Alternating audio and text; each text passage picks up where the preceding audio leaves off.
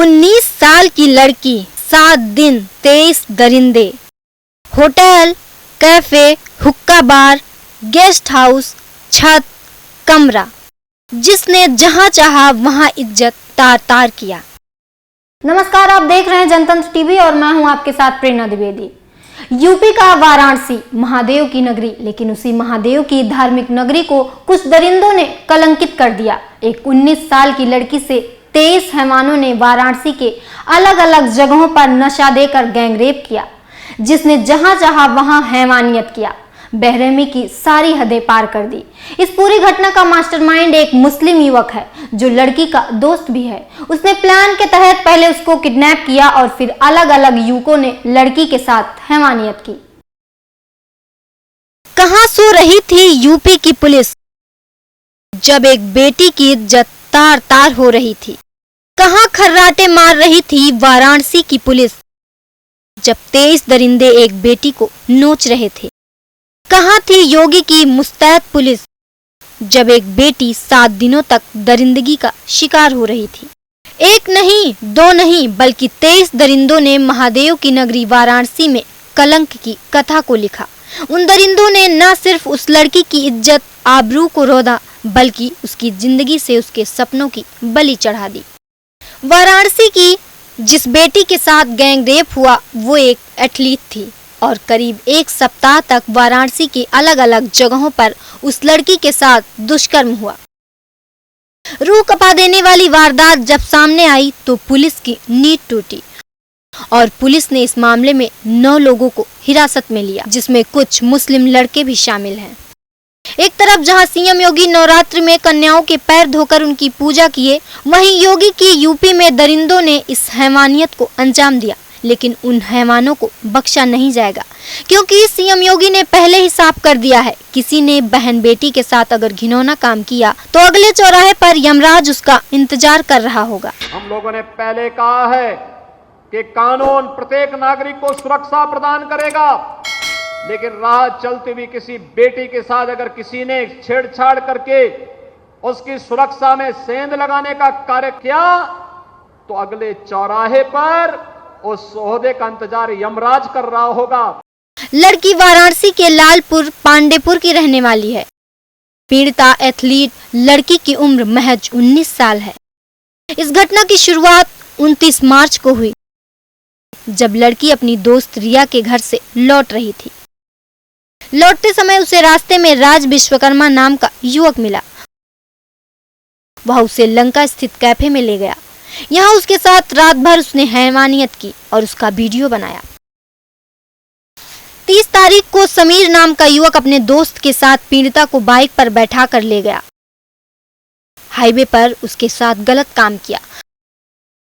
फिर 31 तारीख को आयुष अपने 5 दोस्त सोहेल, दानिश, अनमोल, साजिद और जाहिर के साथ पीड़िता को अनमोल के मलदिहा स्थित कैफे में लेकर गए। वहां पीड़िता को नशा करवाया गया और सभी ने बारी बारी से पीड़िता के साथ गैंगरेप किया। इसके बाद अलग अलग जगहों पर अलग अलग दिन इमरान, जैब, अमन, राज खान, दानिश, सोहेल, शोएब, दूसरे आरोपियों ने लड़की को गोदाम, छत, होटल, कमरे, जहां जिसने चाहा उसने हवस का शिकार बनाया। लड़की 4 अप्रैल को किसी तरह अपने घर आई और सारी कहानी अपने परिजनों को सुनाई। पीड़िता के पिता का कहना है कि इसमें कुछ लड़के लड़की के दोस्त हैं। घटना तो यही हुआ है कि हमारे लड़की के साथ बहुत अन्याय हुआ है।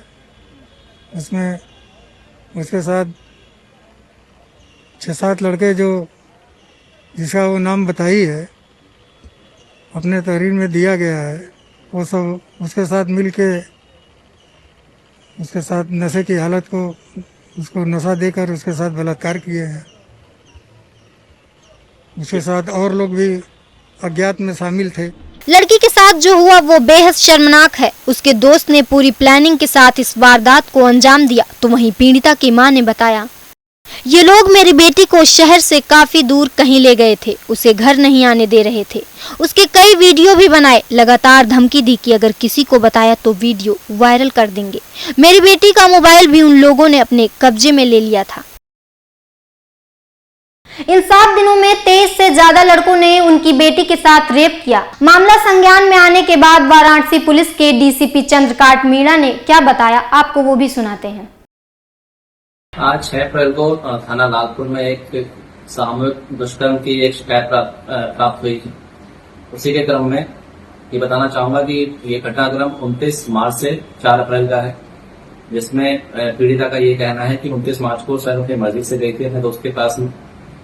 4 तारीख को पीड़िता के परिजनों द्वारा पुलिस को थाना लालपुर को सूचना दी गई कि उनकी बच्ची घर से चली गई है। उसके संबंध में उन्होंने गुमशुदगी दर्ज करवाई थी और सेम ही डे थाना लालपुर पुलिस द्वारा बच्ची को सकुशल बरामद किया गया। उस दिन ना पीड़िता के द्वारा ना उनके परिजनों द्वारा किसी तरह की कोई शिकायत की गई कि कोई दुष्कर्म हुआ है। आज 6 अप्रैल को पीड़िता और उनके परिजनों द्वारा सामूहिक दुष्कर्म के संबंध में कार्रवाई की गई है। उसके संबंध में सुसंगत धारा में मुकदमा पंजीकृत किया जा रहा है। जैसा कि कुछ मीडिया आउटलेट्स में चल रहा है कि बच्ची नाबालिग है, मैं बताना चाहूंगा बच्ची बालिग है और सुसंगत धारा में मुकदमा पंजीकृत करना है और तहरीर में जिन व्यक्तियों का नाम दिया गया है उसी के संबंध में 6 व्यक्तियों को अभी तक हिरासत में लिया गया है पुलिस के द्वारा और उनसे संबंधित पूछताछ की जा रही है। इस मामले में 23 लोगों के खिलाफ केस दर्ज किया गया है। अब तक 9 लोग की गिरफ्तारी हो चुकी है, अन्य की तलाशी जारी है और मामले की जांच चल रही है। देर रात कड़ी सुरक्षा में आरोपियों का मेडिकल कराया गया और उन्हें कोर्ट में पेश किया गया और इन सभी को जज ने 14 दिन की न्यायिक हिरासत में जेल भेजने का आदेश दिया।